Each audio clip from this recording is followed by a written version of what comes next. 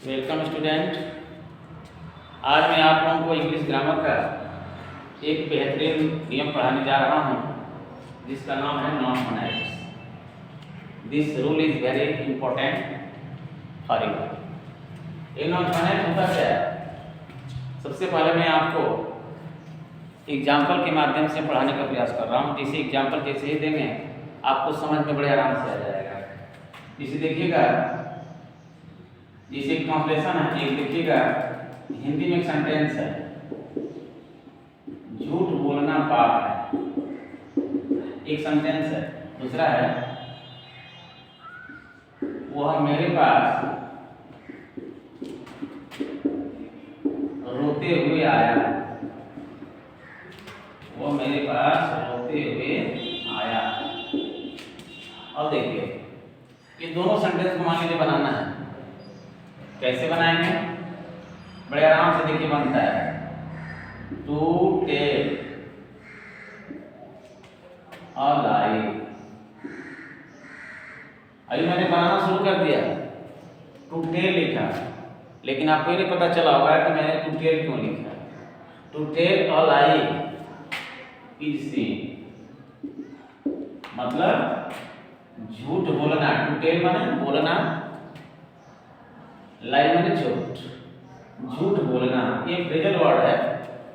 ये लगा है क्यों आप नहीं जानते होंगे, ये फ्रेजल वर्ड है। फ्रेजल वर्ड हमेशा जो है ट्रेडिशनल होते हैं, जन्मजात होते हैं। जब से इंग्लिश का जन्म हुआ है, जब से ट्रेडिशन चली है, वो ट्रेडिशन में फॉलो है। ये फ्रेज है, ये फ्रेज है, इसलिए ये लगा है। तो टू टेल अ लाई सी, झूठ बोलना बात है। अब देखिए टू टेल लगा है, यहाँ डबल वर्ब, देखिए यहाँ भी एक है, एक यहाँ भी वर्ब है। तो बच्चों को नहीं समझ में आता है कि आखिर में इज क्या है, और यहाँ टू टेल लगा है। तो टू टेल माने बोलना भी हम जानते हैं, इज माने भी वर्ब है। समझ में नहीं आता है डबल वर्ब कहाँ से आ गई। ये जो सेंटेंस है यही नॉन फाइनाइट रूल के अंतर्गत आते हैं। जो लड़का, जो स्टूडेंट इस नियम को पढ़ लेगा वो ट्रांसलेशन बड़े आराम से बनाएगा और सेंटेंस तो गलत होगा नहीं। Sentence would be never fault, sentence will be correct, sentence हमेशा शुद्ध होगा। But knowledge of this rule non finite is necessary for every student. अब एक है वो मेरे पास रोते हुए आया, कैसे बनाए चलिए बनाते हैं। ही माने वह, आया केम हो जाएगा पास्ट टेंस में, टू मी मतलब मेरे पास, रोते हुए की अंग्रेजी वीपिंग, ये वीपिंग हो गया। तो आखिर में ये वीपिंग है क्या? यही नॉन फाइनाइट है, और इसमें टू टेल नॉन फाइनाइट है स्टूडेंट। देखिए यही है, यही non finite. He came to me weeping, वो मेरे पास रोते हुए है। अब देखिए जिस बच्चे को नॉलेज नहीं रहता है सेंटेंस कैसे लिखते हैं, उससे बच्चे गलत लिखते हैं। अब यहाँ केम आया है, ये भी एक वर्ब है, ये भी क्रिया है, वीपिंग भी एक वर्ब है। तो बच्चे को ये नहीं पता चलता है कि किसको आगे लिखे किसको पीछे लिखे, होती है समस्या। अब बच्चा क्यों नहीं पता है कि वीपिंग यहाँ लिखे कि केम इधर लिखे, कि पता ही नहीं, सिस्टम ही नहीं पता है। आज हम यही बता देंगे कि इसको किस वर्ब को कहाँ लिखें। और एक सेंटेंस में वर्ब जो है एक से ज़्यादा जो आती हैं उसमें कहीं ना कहीं जरूर नॉन फाइनाइट होगी, याद कर लीजिए। अगर एक सेंटेंस में वर्ब एक से कहीं ज़्यादा आ रही है तो उस समय जो है बड़े आराम से आप जान लीजिएगा कि कोई और नहीं बल्कि उसमें नॉन फाइनाइट वाली वर्ब होगी। कौन वाली वर्ब? नॉन फाइनाइट वाली। चलिए तो मैं आपको थोड़ी सी झलक दिया ऐसे, लेकिन इसके बारे में और आपको मैं दिखाने जा रहा हूँ। अब हम आगे बढ़ते हैं कि आखिर में इस नियम को पढ़ाने के लिए हम आपको जो है स्टेप बाय स्टेप जो है पढ़ाने का प्रयास करेंगे। ठीक है, स्टेप बाय स्टेप जो है पढ़ाने का प्रयास करेंगे। इसमें आप कई वीडियो होगी और आपको जो है बारी बारी से स्टेप बाय स्टेप आपको अध्ययन करना पड़ेगा। चलिए इन नॉन फाइनाइट, मैं लिख दिया नॉन फाइनाइट। ये क्या है? अब तो वर्ब है, लेकिन इसका जन्म कहाँ से हुआ ये भी तो जानना जरूरी है। जन्म कहाँ से हुआ? नॉन फाइनाइट का मेन वर्ब से। मेन वर्ब का जन्म कहाँ हुआ? देखिए वर्ब से जन्म हुआ मेन वर्ब का, मेन वर्ब से जन्म हुआ नॉन फाइनाइट का। तो इस तरह से एक तो वर्ब होती है मेन वर्ब की नॉन फाइनाइट, और इसी मेन वर्ब की एक और होती है फाइनाइट। थोड़ा फोटो देख लीजिएगा बड़े आराम से, फोटो सही नहीं बन पाया, मैं बड़ा फोटो बना देता हूँ बढ़िया से, इसका जन्म कर्म आप जान जाएंगे। देखिए ये रहा वर्ब। वर्ब का मतलब क्रिया होता है, सभी बच्चे जानते हैं, एवरी स्टूडेंट नो कि वर्ब माने क्रिया होता है। जिस शब्द से किसी काम का करना होना पाया जाए उसे वर्ब कहते हैं। ये तो वर्ब हो गई, लेकिन वर्ब के प्रकार जानना जरूरी है। वर्ब दो होते हैं, एक होती है हेल्पिंग वर्ब और एक होती है मेन वर्ब। अब हेल्पिंग वर्ब की चर्चा हम नहीं करेंगे, यहाँ हमको इससे मतलब है, तो मेन वर्ब की यहाँ चर्चा करेंगे। मेन वर्ब दो तरह की होती है, एक होती है फाइनाइट और एक होती है नॉन फाइनाइट। वैसे वर्ब का क्लासिफिकेशन तो कई तरह से किया गया है, लेकिन ये जो क्लासिफिकेशन है ये बहुत ही इंपॉर्टेंट है। तो मेन वर्ब के दो part, there are two parts of main verb, finite और नॉन फाइनाइट। फाइनाइट को क्या कहते हैं? फाइनाइट को कहते हैं, ये फाइनाइट वर्ब है, ये भी वर्ब है, इसको कहते हैं सीमित क्रिया, इसको कहते हैं असीमित।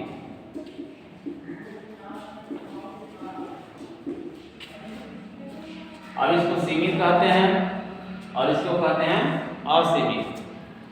सीमित का मतलब सीमा के अंदर ही रहती है और ये सीमा के अंदर नहीं रहती। इसका मतलब कैसे हम दिखाएं आपको? बहुत आराम से आपको दिखाएंगे।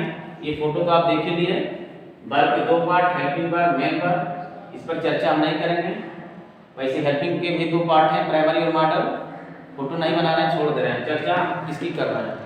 मेन वर्ब के दो पार्ट, फाइनाइट और नॉन फाइनाइट। आज इसी पर डिस्कशन हो रहा है, फाइनाइट और नॉन फाइनाइट है क्या। मैं आपको थोड़ा सा इस दोनों के बारे में दिखा देता हूँ बड़े आराम से। देख लीजिए फाइनाइट और नॉन फाइनाइट। और यहाँ आपको हम दिखाने जा रहे हैं कि फाइनाइट क्या होती है और नॉन फाइनाइट। ये दोनों का एग्जांपल हम दिखा रहे हैं। डिफिनेशन क्या होती है फाइनाइट की, सुन लीजिए। जो क्रिया कर्ता के अनुसार ही होती है, जो क्रिया कर्ता के नंबर पर्सन के अनुसार प्रयोग की जाती है वो होती है finite. The verb which is used according to the number and person of the subject is called finite verb। इसका क्या है? इस चीज को लिखें, जिसे द वर्ब मैंने वह क्रिया which is used जो प्रयोग की जाती है according to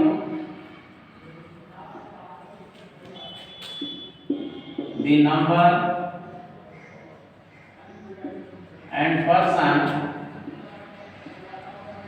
of the subject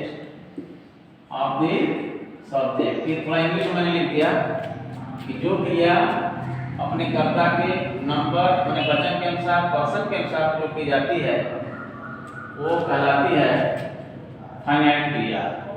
और नॉन फाइनाइट क्या होता है? इसी का विलोम हो गया उल्टा।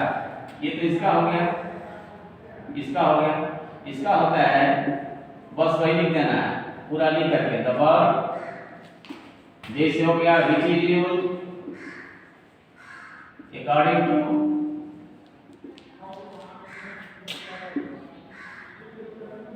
the verb which is not used।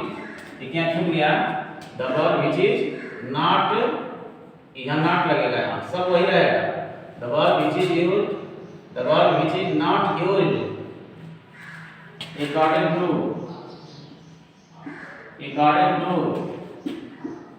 the number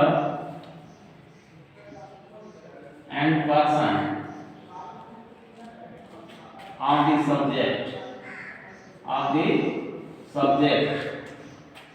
is called non-finite। अब देखो क्या हुआ?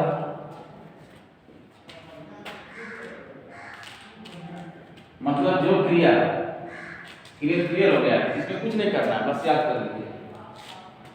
जो क्रियाकर्ता के नंबर और पर्सन के अनुसार आती है वो फाइनाइट, और जो क्रियाकर्ता के नंबर और पर्सन के अनुसार नहीं आती होती है नॉन फाइनाइट। मैं आपको एग्जांपल दिखा रहा हूँ, देखिए एक नमूना। जैसे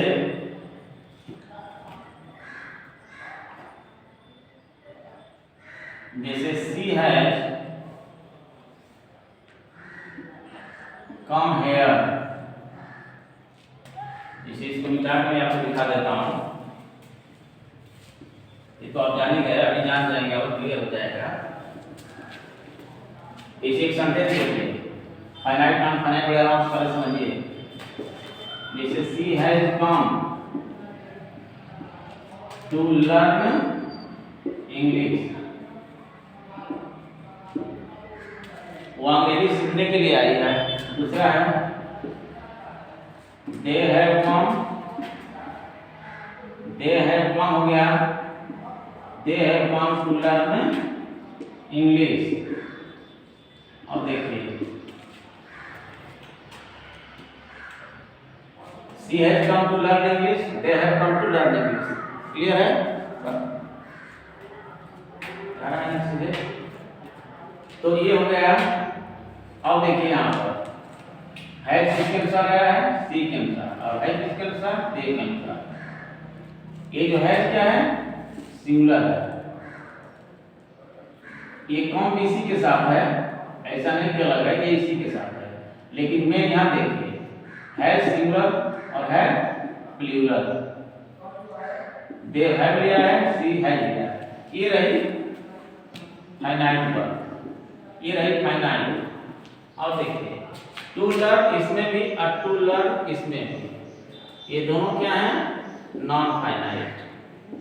ये नॉन फाइनाइट है क्योंकि कर्ता एक वचन था तभी टू लर्ने था, कर्ता बहुवचन हुआ तभी टू लर्ने था। मतलब कर्ता के एक वचन और बहुवचन हो जाने पर कोई असर आंच नहीं आती है किस पर? नॉन फाइनाइट पर, क्योंकि नॉन फाइनाइट वर्ब पूरी तरह से स्वतंत्र और आज़ाद होती है।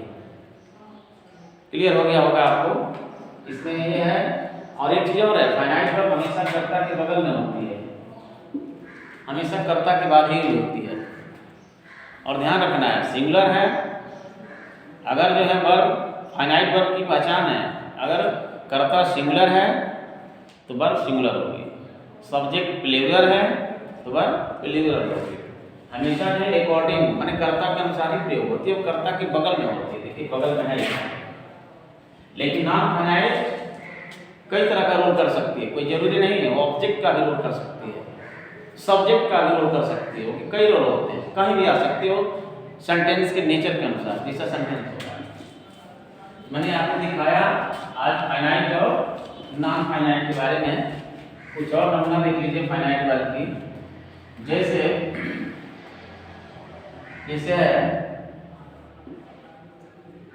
आ गया द वॉइस